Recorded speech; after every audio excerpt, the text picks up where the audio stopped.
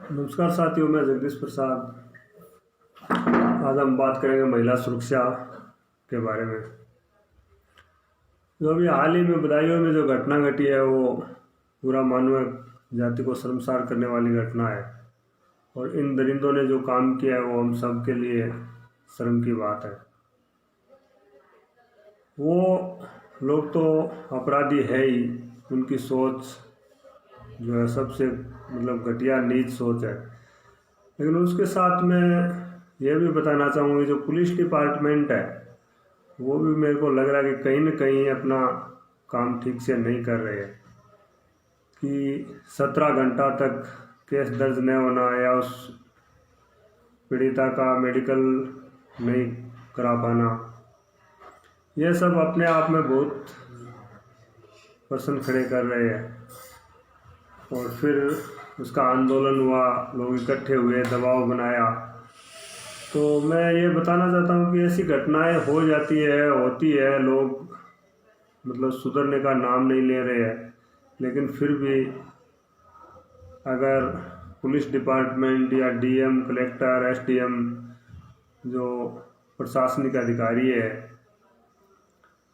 तो वो लोग अगर निष्पक्ष काम करे या निष्पक्ष जांच करे या बिना किसी दबाव के या बिना किसी धरना प्रदर्शन के अपने आप से अगर निष्पक्ष जांच करे, केस एफआईआर दर्ज करे, तो कहीं न कहीं पीड़िता को न्याय मिलने की ज़्यादा संभावना होती है। लेकिन जो अपराधी है वो अपराध करते हैं, लेकिन प्रशासन जो है वो भी ठीक से अपना काम नहीं कर रहा है। इससे पहले जो हाथरस में घटना हुई, उस घटना में यहाँ तक कि पूरा प्रशासनिक अधिकारी, पुलिस डिपार्टमेंट, डीएम, एसडीएम, सब लोगों ने यही कहा कि नहीं, ये घटना ऐसी नहीं है जो दिखाई जा रही है, ऐसी घटना नहीं है। और फिर धरना प्रदर्शन हुआ, देश के पूरे कोने कोने से लोगों ने आवाज़ उठाई, आंदोलन किया। तो हम ऐसे कहाँ तक और कौन सी घटना में आंदोलन कर पाएंगे सब लोग, और इतना बड़ा आंदोलन कैसे कर पाएंगे? तो अगर आंदोलन नहीं कर पाएंगे तो इसका मतलब यही हुआ कि पीड़िता को न्याय नहीं मिल पाएगा, पीड़ित को न्याय मिलने की उम्मीद नहीं दिख रही है। और लास्ट में उसमें सीबीआई को सरकार ने जांच दी और कोर्ट में साबित हुआ कि हाँ, इसके साथ में घटिया वारदात हुई है। और अभी जो केस चल रहा है, और उससे पहले जो 2012 में निर्भया कांड हुआ और उसमें भी बच्ची की मौत हो गई, लेकिन उससे में सरकार ने एक काम किया कि उसका इलाज ठीक से करवाया और विदेश में भी इलाज के लिए भेजा। लेकिन फिर भी हम बच्ची को बचा नहीं पाए, वो बच्ची नहीं बच पाई।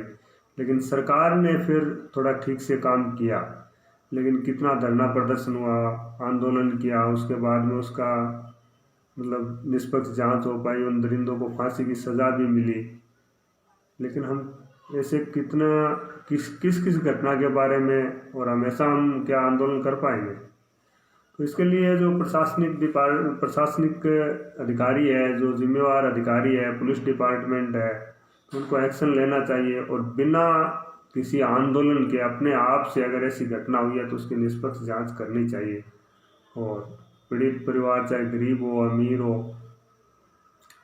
तो इस तरह अगर काम करेंगे तो महिलाओं की सुरक्षा हो पाएगी और हम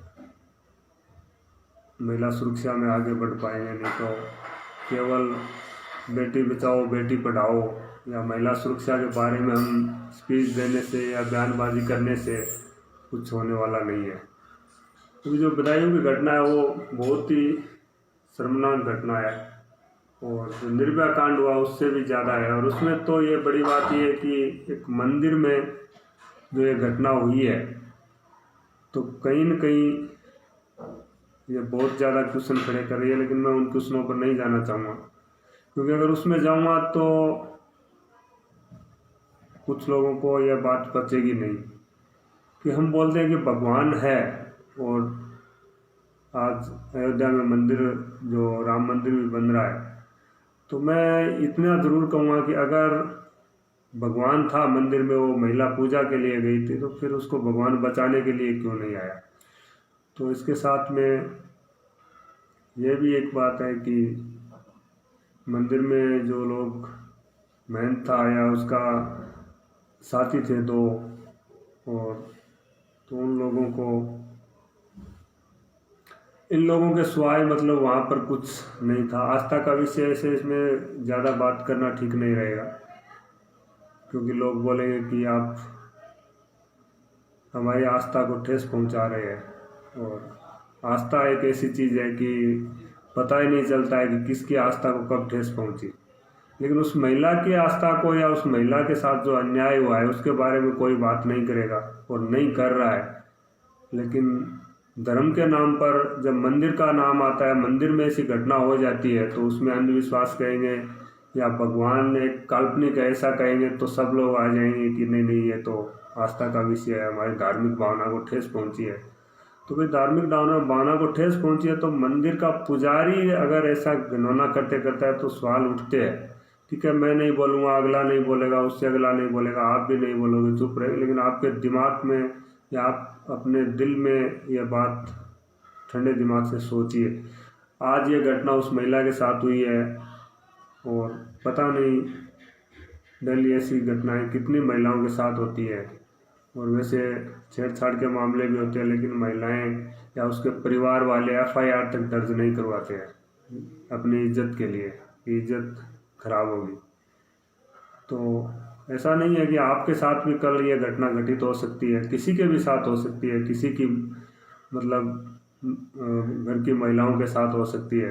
तो हम सब लोगों को बिना किसी भेदभाव के, जाति, धर्म, क्षेत्र, भाषा या संस्कृति के आधार पर बिना किसी भेदभाव किए एकजुट होकर के और इस अपराध के प्रति हम लोगों को जागरूक होना पड़ेगा। और जागरूक ही नहीं, जहाँ कहीं भी ऐसी आपको लग रही है या ऐसी घटना हो रही है या इस प्रकार के मतलब जो असामाजिक तत्व, जो प्रवृत्ति के लोग हैं, राक्षस प्रवृत्ति के जो लोग हैं और जो ऐसी मतलब नीच हरकत करते हैं या करने की प्लानिंग करते हैं या सोचते हैं या कहीं गली नुक्कड़ पर सिगरेट पीते हैं, दारू पीते हैं और महिलाओं पर भद्दे कमेंट करते हैं, तो आप बिना निसंकोच आप उन महिलाओं की हेल्प कीजिए, सहायता कीजिए और पुलिस में इसकी रिपोर्ट दीजिए। और पुलिस को भी ऐसा करना चाहिए कि अगर कोई आदमी इस प्रकार की जानकारी दे रहा है या कोई महिला जानकारी दे रहा है तो उसका बिना किसी जानकारी दिए महिला की उसकी जानकारी छुपा करके और उन दरिंदों का पता लगाना चाहिए और उसको इस कार्य से रोकना चाहिए। नहीं तो ऐसा नहीं है, इन लोगों को कोई जाति, धर्म या कोई अधिकारी ऐसा नहीं है। एक पुलिस की अधिकारी की बेटी के साथ भी हो सकता है, उसकी बहन के साथ भी हो सकता है, SDM की बेटी बहन के साथ भी ऐसी घटनाएं हो सकती है और आम आदमी के साथ, किसी के साथ भी ऐसी घटनाएं घटित हो सकती है। तो और हो सकता है कि आप अपने सुरक्षा रख सकते हैं या अपनी महिलाओं की सेफ्टी रखते हैं, लेकिन फिर भी आपका धर्म है, क्योंकि महिला है, जो स्त्री है, उसकी कोख से सब आदमी जन्म लेता है और उसकी सुरक्षा करना हमारा दायित्व है, धर्म है, अपना कर्तव्य है। तो साथियों, मैं आपसे यही रिक्वेस्ट करूँगा कि अपना दायित्व समझिए और जो आपको अपनी माँ कैसी लग रही है इसी प्रकार से सभी औरतों को समझिए माँ समान, और जो बहन की एज के उसको बहन के समान समझिए और अपनी माँ, बहन या अपने घर की महिलाओं को की तरह देख करके सबकी सहायता कीजिए। नहीं तो खाली दीवारों पर नारे लिखने से, बेटी बचाओ बेटी पढ़ाओ ऐसा नारा देने से, बोलने से कुछ होने वाला नहीं है। क्योंकि जब निर्भया कांड के दोषियों को फांसी की सजा होने के बावजूद भी ये घटनाएं रुक नहीं रही है। और जहाँ तक मैं समझता हूँ कि हाथरस कांड में तो प्रशासन ने मतलब दरिंदों को बचाने के लिए बहुत ज़्यादा प्रयास किया है और वहाँ तो मतलब कुछ ओछी मानसिकता के लोग या ओछी सोच के लोगों ने या बिना सोचे समझे, बिना विचार किए उनके पक्ष में पंचायत तक की है और उनको निर्दोष बताया है। लेकिन लास्ट में अभी नतीजा क्या हुआ कि कोर्ट में साबित हुआ है कि इन लोगों ने ऐसा काम किया है।